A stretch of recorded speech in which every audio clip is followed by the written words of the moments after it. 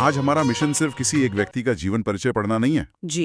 हमें हमें ये समझना है कि कैसे एक अकेला इंसान अपने पूरे शहर की, अपने मोहल्ले की गुमनाम विरासत की आवाज बन जाता है। और वो भी बिना किसी बड़े मंच के। हाँ, आसी का सफर हमें ये सोचने पर मजबूर करता है कि किसी इलाके की तहजीब को वक्त की धूल से बचाने के लिए आखिर किस हद के जुनून की जरूरत होती है। जुनून और उससे भी बढ़कर एक रूहानी जिम्मेदारी। रूहानी जिम्मेदारी मतलब? हाँ, आसी ने इस काम को कभी भी एक शौक की तरह नहीं देखा। उनके लिए एक आध्यात्मिक कर्तव्य था। अच्छा। मतलब जब आप अपने से पहले गुजर चुके लोगों की आवाज को जिंदा करते हैं तो आप सिर्फ इतिहास नहीं लिख रहे होते, आप अपनी मिट्टी का कर्ज चुका रहे होते हैं। क्या बात है। तो चलिए इस मिट्टी की खुशबू को समझने के लिए थोड़ा पीछे चलते हैं। 25 नवंबर 1973, उत्तर प्रदेश का जिला गाजीपुर और उसका एक कस्बा है यूसुफपुर मोहम्मदाबाद। यहाँ के शेख टोला मोहल्ले में एक व्यापारिक परिवार में आसी का जन्म होता है। अब यहाँ मुझे एक बड़ा ही दिलचस्प विरोधाभास नजर आता है। वो कैसे? देखिए, ये एक ऐसा परिवार था जहाँ मेहनत और ईमानदारी ही मतलब जीवन का मूल मंत्र था। एक टिपिकल व्यापारिक माहौल जहाँ मुनाफे और नुकसान की बात होती है। हाँ, व्यापारिक परिवारों में अमूमन यही होता है। लेकिन इस परिवार की जड़ें कुछ अलग ही जमीन में धसी थी। जी, और अगर आप उनके दादा अब्दुस सलाम अंसारी पर गौर करें, जिन्हें लोग जाहिल यूसुफपुरी के नाम से भी जानते थे, तो वो अपने आप में एक जीती जागती कहानी थे। अच्छा, उनके दादा भी लिखते थे? अरे बहुत कमाल का लिखते थे। वो एक हुनरमंद मिस्त्री थे, ईमानदार व्यापारी थे, लेकिन उनके भीतर एक कमाल का शायर बसता था। अरे वाह। वो तंज़ो मिज़ाह यानी हास्य और व्यंग्य की शायरी करते थे। निबंध में ये बताया गया है कि वो मुफ्त में घरेलू दवाइयां बनाकर लोगों को बांटते थे। मुफ्त में? जी, मुफ्त में। और जब वो महफिल में आते थे तो मुरझाए हुए चेहरों पर भी मुस्कान आ जाती थी। तो मतलब वो लोगों के शरीर का भी इलाज कर रहे थे और उनकी रूह का भी। बिल्कुल सही कहा आपने। और वहीं दूसरी तरफ उनके पिता हैं अबुल कलाम अंसारी साहब। वो भी शायरी के दीवाने थे, लेकिन उनके साथ एक अजीब सी खामोशी जुड़ी हुई थी। खामोशी? किस तरह की खामोशी? पारिवारिक जिम्मेदारियों का बोझ उनके कंधों पर इतना ज्यादा था कि वो कभी अपने इस शौक को अल्फाज नहीं दे सके। उनकी शायरी बस उनके मन में ही कहीं दब कर रह गई। उफ, ये तो बहुत आम बात है हमारे समाज में। अब जरा उस छोटे से आसी के बारे में सोचिए। घर में बाकी बच्चे शायद खिलौनों से खेल रहे होंगे। हाँ। लेकिन ये बच्चा घर की अलमारियों में रखी पुरानी किताबों के पन्ने पलट रहा है। और पता है, वो पन्ने पलटना सिर्फ अक्षरों को पढ़ना नहीं था। तो और क्या था? वो असल में अपने पिता की उस खामोशी को पढ़ने की कोशिश कर रहे थे, जो कभी लफ्जों में बयान नहीं हो पाई। अरे बाप रे। लेकिन जरा रुकिए, यहाँ मेरे मन में एक सवाल आ रहा है। हाँ, पूछिए। क्या कला और जुनून सच में हमारे खून में होते हैं? मतलब क्या कला जेनेटिक्स से आती है? ये एक बहुत पुरानी बहस है। हाँ, मतलब क्या आसी जन्म से ही एक साहित्यकार थे या फिर ये उस माहौल का असर था जिसने एक ठेठ व्यापारी परिवार के बीच एक विशुद्ध लेखक को जन्म दे दिया?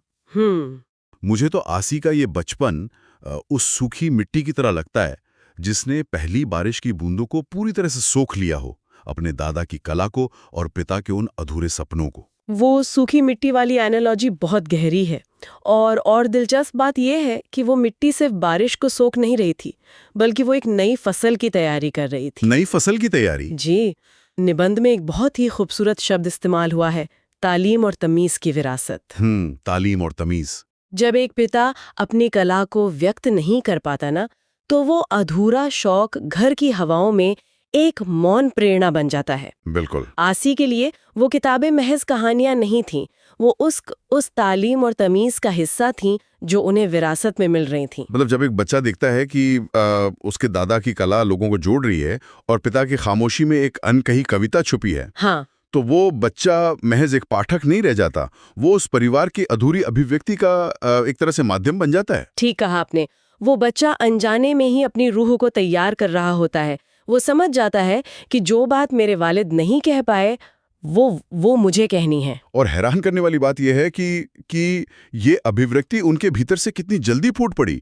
मतलब उनकी साहित्यिक यात्रा देखिए। वो तो किसी को भी चौंका सकती है। बिल्कुल। 1986 की बात है। आसी उस वक्त सिर्फ 13 साल के थे। अब आप ही बताइए, 13 साल का बच्चा आमतौर पर क्या सोचता है? खेलने कूदने के बारे में ही सोचता है ना? जी।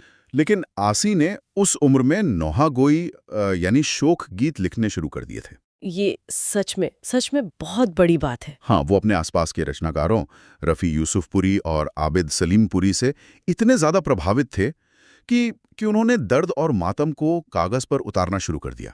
देखिए 13 साल की उम्र में नौहा लिखना कोई मामूली बात नहीं है। नौहा करबला के दर्द की, इंसानी दुख की एक बहुत ही गहरी और परिपक्व अभिव्यक्ति है। इसके लिए बहुत समझ चाहिए। बिल्कुल, इसके लिए आपको सिर्फ भाषा नहीं बल्कि उस दर्द की समझ चाहिए।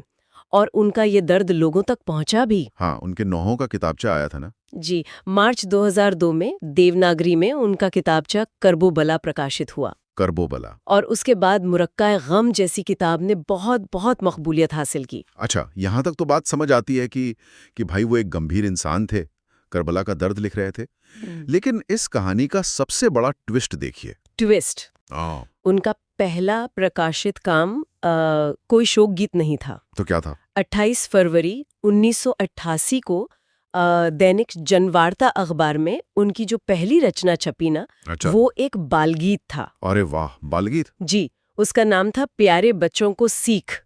मतलब सोचिए, एक इंसान जो करबला के दर्द को नौहा में पिरो रहा है, वही इंसान बच्चों के लिए मासूम कविताएं भी लिख रहा है। ये तो एकदम अलग-अलग छोर हो गए। वही तो। हाँ। ये मुझे किसी उस शास्त्रीय गायक की तरह लगता है जो एक पल में बेहद गंभीर राग दरबारी गा रहा हो और अगले ही पल एकदम चंचल सी ठुमरी गाने लगे। राग और ठुमरी की ये तुलना इस विरोधाभास को बहुत अच्छे से समझाती है। और ये सफर सिर्फ यहाँ नहीं रुका, और भी बहुत कुछ है। अरे उन्होंने गद्य यानी नस्र में भी हाथ आजमाया, जादूगर और मालिक बनाम नॉवल लिखे। वाह, क्या बात है। और आज़ाद नज़्मों और गज़लों की बात करें तो साल 2000 में मैं कवि हूँ, 2019 में रग रग का लहू और अब 2025 में सदरंग सबा जैसी किताबें इस बात का सबूत हैं कि उनकी कलम कभी एक सांचे में बंद कर नहीं रही। बिल्कुल नहीं रही। लेकिन एक और बहुत प्यारी घटना का जिक्र है इस निबंध में, जिसने मुझे व्यक्तिगत रूप से बहुत छुआ। वो 2014 वाली बात। हाँ, 2014 में उनके जन्मदिन पर उनकी पत्नी शगुफ्ता जहां ने उनके चुनिंदा अशार और दोहों को इकट्ठा किया और कतरा कतरा दरिया नाम से एक किताब तैयार करके उन्हें तोहफे में दी। सच में ये बहुत खास है। और इस किताब की भूमिका मशहूर लेखक मकबूल वाजिद ने लिखी थी। देखिए, वो पत्नी द्वारा किताब तोहफे में देने वाला किस्सा ये सिर्फ एक रोमांटिक जेस्चर नहीं है। तो और क्या है? ये दिखाता है कि उनके साहित्य का सम्मान और उत्सव सबसे पहले उनके अपने घर में ही मनाया गया। हाँ, ये बहुत अहम है। अक्सर लेखकों को बाहर की दुनिया तो सराहती है, लेकिन घर के लोग उनकी कला से थोड़े कटे रहते हैं। हाँ, उन्हें लगता है कि ये बस ऐसे ही कुछ लिख रहे हैं। बिल्कुल, लेकिन यहाँ कला उनके घर के भीतर जी जा रही थी। कतरा कतरा दरिया का मतलब ही है कि कैसे छोटी छोटी बूंदों से एक बड़ा दरिया बनता है। और शगुफ्ता जी ने अपने पति की जिंदगी की उन्हीं बूंदों को समेटा था। ये बात तो बहुत बहुत खूबसूरत है, लेकिन मैं वापस उस अलग अलग विधाओं वाले पहलू पर आना चाहता हूँ। हाँ, बताइए। आसी गद्य भी लिख रहे हैं, पद्य भी, बाल गीत भी और नौहा भी। लेकिन अगर मैं थोड़ी आलोचनात्मक नजर से देखूं तो क्या ये एक चुनौती नहीं है? चुनौती किस मायने में? मतलब मैं सोचता हूँ कि क्या एक ही समय में इतने सारे अलग अलग साहित्यिक रूपों में हाथ आजमाने से किसी रचनाकार की मूल पहचान धुंधली नहीं हो जाती? क्या वो हरफन मौला लेकिन किसी में उस्ताद नहीं वाली स्थिति में नहीं पहुंच जाते? हम बाहर से देखते हैं तो हमें लगता है कि लेखक अपना फोकस खो रहा है। हाँ, ऐसा ही लगता है ना। लेकिन अगर आप आसी के काम की गहराई में जाएं तो ये कोई भटकाव नहीं है। अच्छा, इसे आप इंसानी भावनाओं का एक विशाल कैनवस समझिए। इंसानी भावनाओं का कैनवस? इस बात को थोड़ा और खोलिए। देखिए, एक ही इंसान के भीतर कई तरह की भावनाएं एक साथ जीती हैं। आप हर एहसास को एक ही बर्तन में नहीं परोस सकते। सही बात है। जब आसी को करबला का दर्द और समाज का दुख व्यक्त करना था तो उन्हें नौहा जैसी गंभीर विधा की जरूरत पड़ी। जी। जब उन्हें समाज के आने वाली पीढ़ी को एक मासूम संदेश देना था तो उसके लिए बाल गीत की कोमलता चाहिए थी। क्या बात है। और जब वो जिंदगी की उलझनों पर बात करते तो गजल और नज्म का सहारा लेते। तो मतलब वो विधाएं इसलिए नहीं बदल रहे थे कि उन्हें कुछ साबित करना था? बिल्कुल नहीं। आसी अलग अलग विधाओं में इसलिए नहीं लिख रहे थे कि उन्हें कोई रिकॉर्ड बनाना था। बल्कि उनके भीतर की अलग-अलग भावनाओं को बाहर आने के लिए अलग-अलग रास्तों की तलाश थी। ये पहचान का धुंधला होना नहीं है, ये एक लेखक के तौर पर अपनी पूरी आज़ादी को जीना है। क्या बात!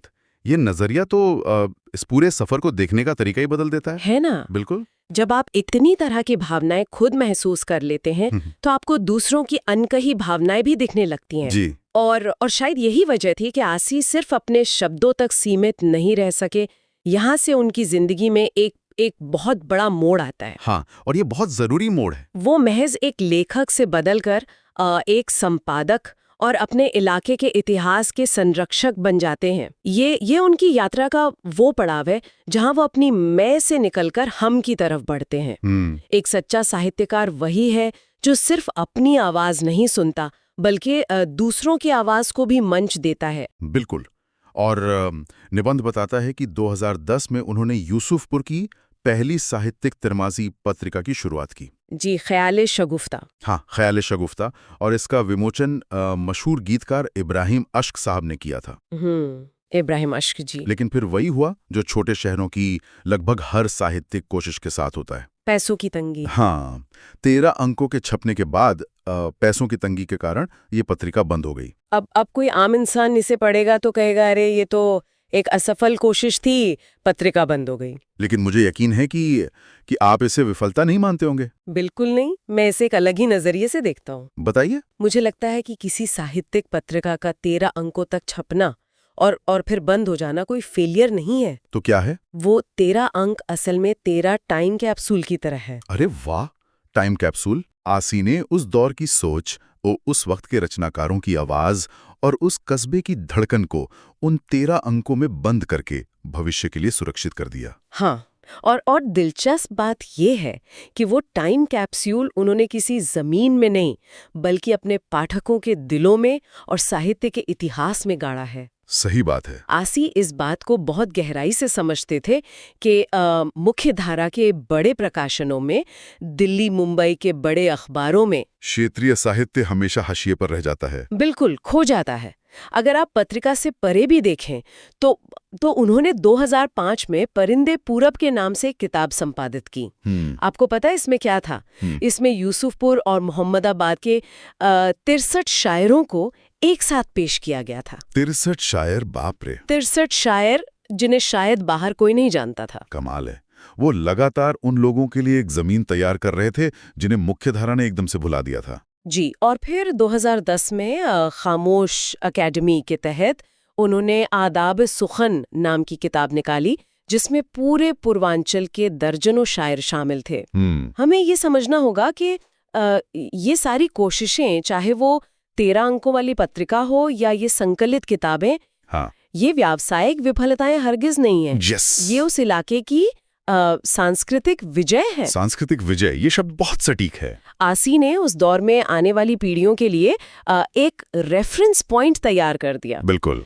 सोचिए, आज से 50 साल बाद अगर कोई शोधकर्ता ये जानना चाहेगा कि 2010 के आसपास यूसुफपुर के लोग क्या महसूस कर रहे थे, हाँ। तो वो उन्हीं 13 अंकों के पन्ने पलटेगा। और यही सोच दूसरों को समय की गर्द में खो जाने से बचाने की यही जिद उन्हें उनके सबसे बड़े मास्टरपीस की तरफ ले गई। हाँ, उनका सबसे बड़ा काम। उसी किताब की तरफ जो आसी की पूरी सोच का एकदम निचोड़ है।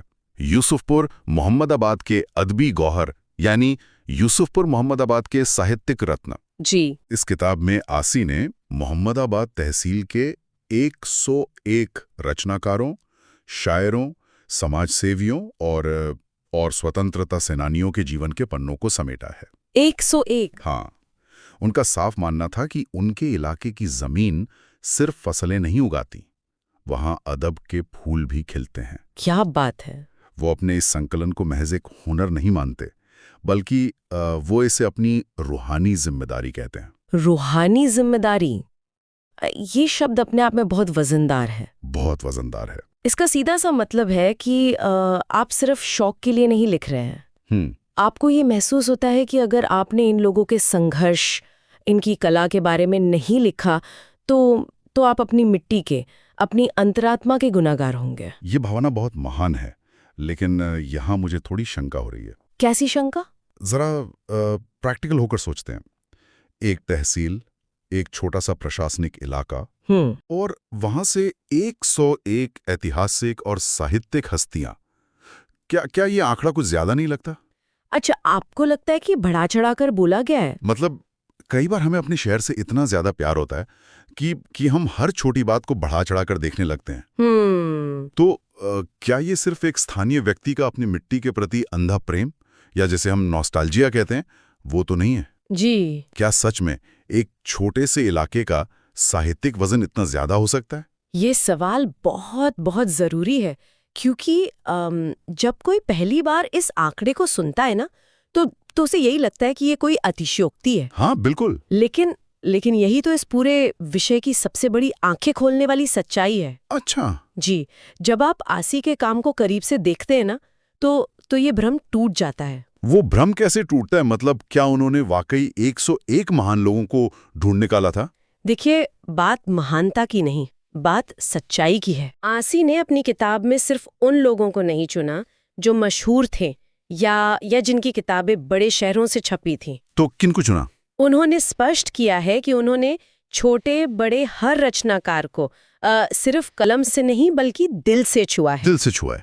उन्होंने उन लोगों को ढूंढा जो गुमनाम थे, जो शायद नुक्कड़ पर खड़े होकर शायरी करते थे, अरे? जिनके पास अपनी किताब छपवाने के पैसे नहीं थे, लेकिन जिनकी कला में उस समाज की असली सच्चाई धड़कती थी। क्या बात है। ये किताब साबित करती है कि मोहम्मदाबाद सिर्फ नक्शे पर खींची गई एक लकीर नहीं है, ये अदब की जमीन पर खड़ा एक पूरा साम्राज्य है। तो आप कह रही हैं कि ये 101 नाम कोई जबरदस्ती की लिस्ट नहीं है, बल्कि एक ऐसा सच है जैसे जानबूझकर नजरअंदाज किया गया था। बिल्कुल, ये कोई मोह या नॉस्टैल्जिया नहीं है, ये इतिहास के पन्नों में अपनी खोई हुई जगह वापस मांगने का एक बेहद मजबूत, लगभग बागी दस्तावेज है। बागी दस्तावेज जाती हैं जी। जो आजादी के संघर्ष होते हैं जी। उन्हें अगर कोई आसी ना मिले जी। तो वो वक्त की धूल में हमेशा के लिए दब जाते हैं। ये बात तो सच में अंदर तक असर करने वाली है। बिल्कुल। जब वो अपने निबंध के आखिर में कहते हैं मैं आसी हूँ, तो मुझे अब समझ आ रहा है कि ये सिर्फ एक इंसान का परिचय नहीं रह जाता। जी नहीं, ये एक डंके की चोट पर की गई घोषणा है। ये इस बात का ऐलान है कि कैसे एक अकेला इंसान अपने शहर की तहजीब का, वहाँ की तालीम का और गुजरे हुए लोगों की आबरू का रखवाला बन सकता है। ऐसा लगता है जैसे उन्होंने अपने वजूद को पूरी तरह से अपने शहर के वजूद में पिघला दिया। और यही वजह है कि मैं आसी हूँ पढ़ते हुए आप एक पल के लिए भी ये नहीं सोचते कि आप सिर्फ सरफराज अहमद के बारे में पढ़ रहे हैं। आपको लगता है कि आप यूसुफपुर मोहम्मदाबाद की उस साझी विरासत को महसूस कर रहे हैं, जो अगर वो नहीं लिखते तो शायद हम तक कभी नहीं पहुंचती। एकदम सही। और अगर हम इस पूरी चर्चा को थोड़ा पीछे खींचें और इसे सुनने वालों की असल जिंदगी से जोड़ें जी, तो एक बहुत बड़ा सबक हमारे सामने आता है। वो क्या? हम सभी के आसपास, हमारी मोहल्लों में, हमारी पुरानी गलियों में ऐसे कई अनजान नायक और अनकही कहानियां होती हैं। जी, हर जगह होती हैं। वो लोग जो शायद बहुत बड़े मंचों तक नहीं पहुंच पाए, जिनकी आवाज अखबारों के पहले पन्ने तक नहीं पहुंची, लेकिन जिनका संघर्ष किसी से कम नहीं था, उन पर भी आज समय की गर्द जम चुकी है। सही कहा आपने। हम सब अक्सर ये सोचकर चुप रह जाते हैं कि कोई और आकर इस इतिहास को लिखेगा। हाँ, कोई और करेगा, कोई बाहर से आएगा जी, और हमारे लोगों की अहमियत समझेगा। जी। लेकिन आसी की कहानी हमें झकझोर कर बताती है कि वो कोई और आसमान से नहीं टपकता। बिल्कुल। वो रूहानी जिम्मेदारी आपको खुद उठानी पड़ती है। और इसी बात के साथ हम अपनी आज की इस चर्चा के अंतिम मोड़ पर आ गए हैं। जी। हमने शुरुआत की थी उस विचार से कि कैसे हम अनजाने में ही सिर्फ बड़े शहरों को साहित्य और इतिहास का एकलौता केंद्र मान लेते हैं। हाँ, और हमने देखा कि जब कोई आसी अपनी पैनी नजर से किसी छोटे से इलाके को देखता है तो वहाँ एक पूरी नई दुनिया, एक पूरा अदबी साम्राज्य उभर कर सामने आ जाता है। बिल्कुल। तो अब इस पूरी यात्रा के बाद मैं आपको एक विचार के साथ छोड़ना चाहता हूँ जिस पर हम सबको सोचना चाहिए। जरा सोचिए, अगर उत्तर प्रदेश के गाजीपुर जिले के यूसुफपुर मोहम्मदाबाद जैसे एक छोटे से कस्बे की मिट्टी से 101 गुमनाम साहित्यिक और ऐतिहासिक रत्न निकल सकते हैं जी, तो दुनिया भर के छोटे-छोटे शहरों, कस्बों और गांवों की उन खामोश गलियों में कितना विशाल इतिहास और कितनी आत्मीय कहानियां आज भी दबी पड़ी होंगी। बहुत सारी। और वो कहानियां बस किसी के सुनने का, किसी के सहेजने का इंतजार कर रही हैं। हाँ, बस इंतजार है तो किसी आसी का जो उस धूल को हटाकर उन्हें दुनिया के सामने ला सके। बिल्कुल। अगली बार जब आप अपने ही मोहल्ले की किसी पुरानी और खामोश गली से गुजरे ना, हम्म। तो उस खामोशी को सिर्फ खालीपन मत समझिएगा, हम्म। उसे ध्यान से सुनिएगा और सोचिएगा कि उस गली का कौन सा गुमनाम इतिहास आपको पुकार रहा है।